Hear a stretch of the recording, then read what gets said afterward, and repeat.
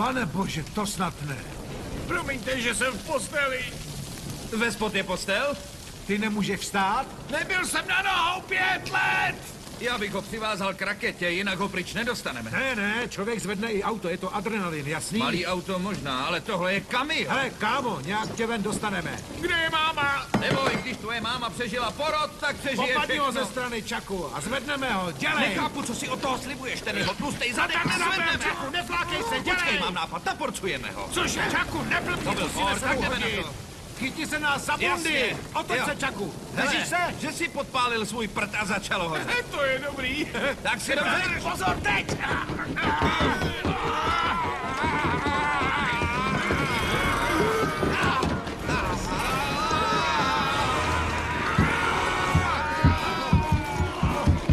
Mami, já běžím! Běžím jako vítr!